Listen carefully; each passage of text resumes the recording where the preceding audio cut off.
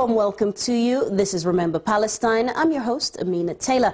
Now, for many centuries, the olive tree has been a major symbol of peace and well-being. But with the persistent occupation in the West Bank and the continuous destruction of olive trees, it's slowly becoming a symbol of irony. More than 500,000 trees, and 80% of those olive trees have been uprooted by the Israeli authorities since the eruption of the First Intifada in 1987. In turn, the olive industry suffers, and the livelihood of over 10,000 Palestinian farmers in the West Bank is diminished by the destruction of what is their main source of income. In today's episode, we'll speak with Zaytoon, a not-for-profit organization established to support Palestinian farming communities, and about the economic and political situation in exporting olive products from Palestine. We'll also be speaking with a member of the International Solidarity Movement. We'll be finding out some of the issues faced by Palestinian olive farmers, especially during the harvest season. But first, let's look into this in some more detail. Ever since the days of the Greeks, the olive fruit has been one of the most cited plants in literature, symbolizing abundance, glory, and peace. In Islam, the olive fruit is considered sacred due to its prophetic significance, its abundance, and for its health benefits. For centuries, farming crops like olives has been the primary source of income for many Palestinians, but throughout the past 60 years of occupation, it has become one of the few sources of income for 70,000 families in Palestine. The separation wall has been one of the primary causes for the destruction of large numbers of olive trees.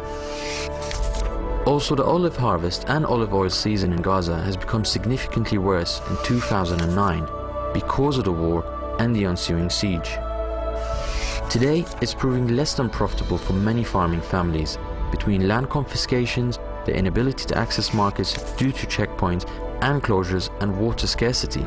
Farmers in the West Bank are having a hard time covering the costs and making ends meet.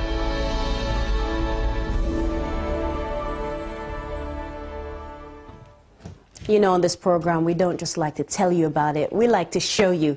And here in the studio to speak with us about the economic context of the occupation on the olive industry is the director of Zaytoon, Atif Chowdhury. Welcome back to the program. It is good to see you. Thank you. And you've brought some goodies today.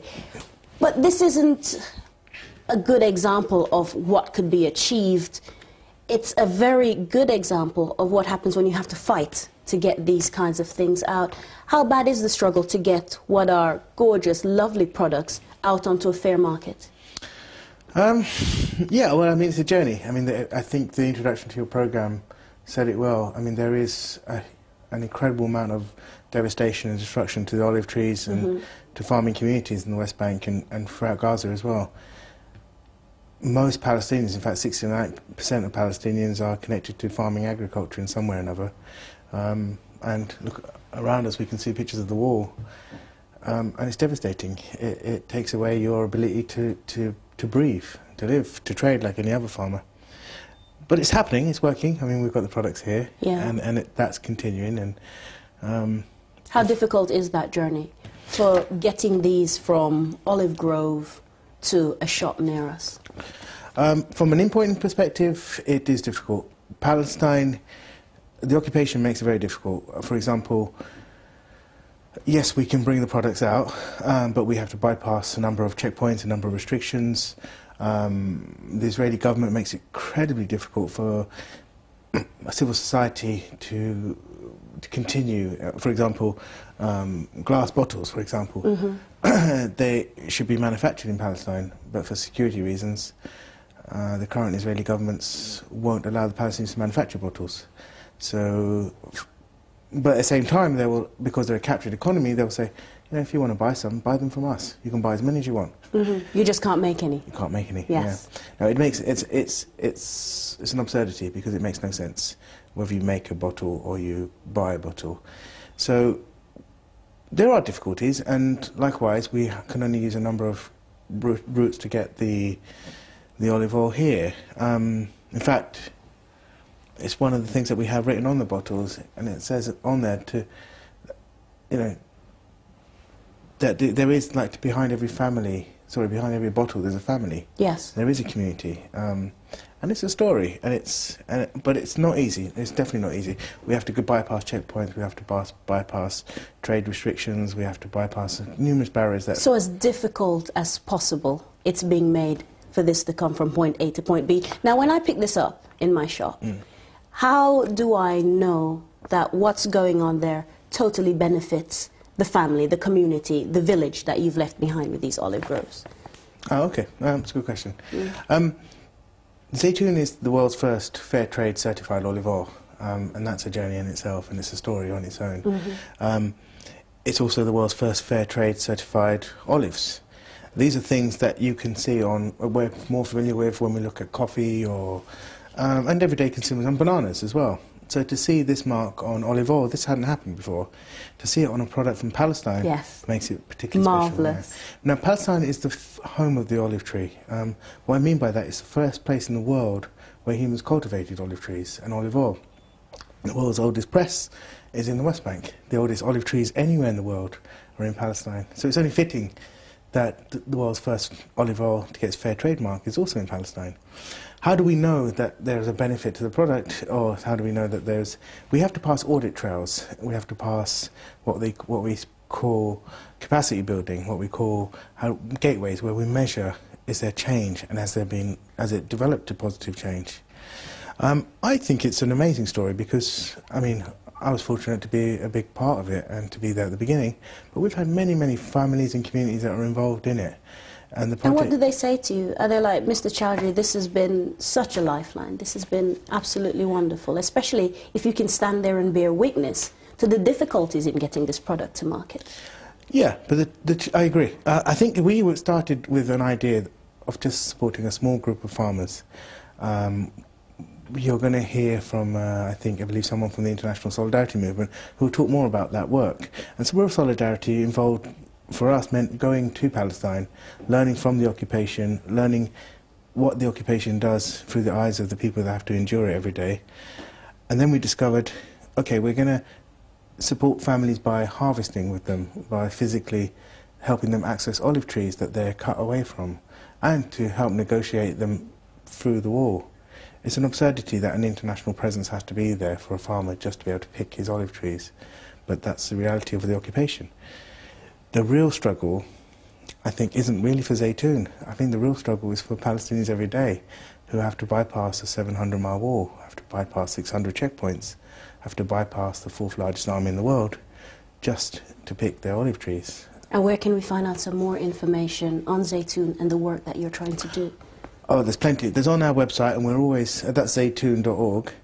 We're always looking for more distributors. Yes. I think the backbone of what we do is from distributions, just from everyday people, just selling it in their local mosques, going to their local co-ops, going to their local supermarkets and placing orders amongst their friends. Spreading the news, spreading the word, spreading the good work that you do. Thank you so much for this, Atif. Stay with us for the rest of the program, because we know that the olive industry is predominantly located in the West Bank, but there are similar stories that are facing those farmers in Gaza. Here's our correspondent, Yusuf Al-Halou, to tell us more about the suffering of Gazan olive farmers.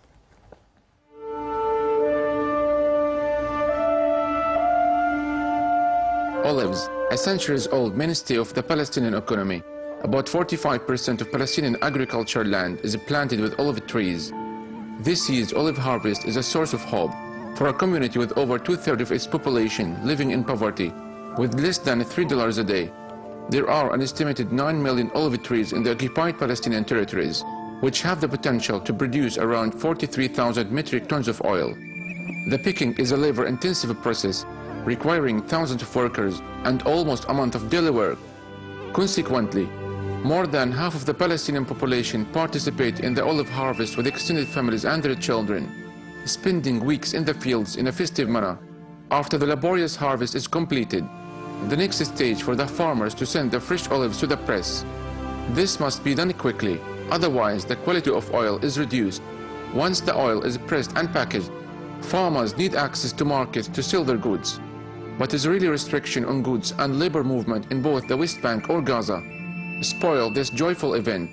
In Gaza, farmers whose lands lie near or along the border with Israel risk being shot at by Israeli forces. if they attempt to reach the land to harvest their trees. Our land is near the border. It was full of olive trees which were uprooted. We have other land slightly further away, and it's difficult to get to, which makes it difficult to irrigate, so the olive yield is very low.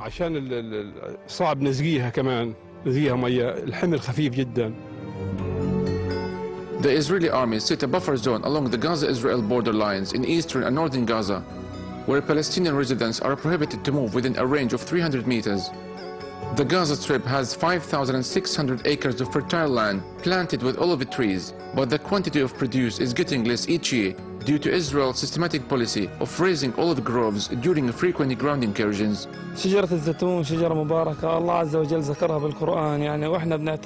The olive tree is blessed. It was mentioned in the Quran. We benefit from its fruitfulness, and our country is famous for its olives. But Israel does not leave us anything, as they continuously uproot the trees and deny our people the benefit of the olive fruit. Approximately 10% of the Gaza Strip area has been razed by the Israeli army, from the outbreak of the Palestinian uprising in 2000 up to date. As a military occupying power, the Israeli army is obligated to ensure public order and life in the occupied territories, as farmers near the border areas not only have to contend with hazards of being shot at, but to gravel with the location of their lands. Yusuf Al-Halo, reporting from Remember Palestine, Gaza.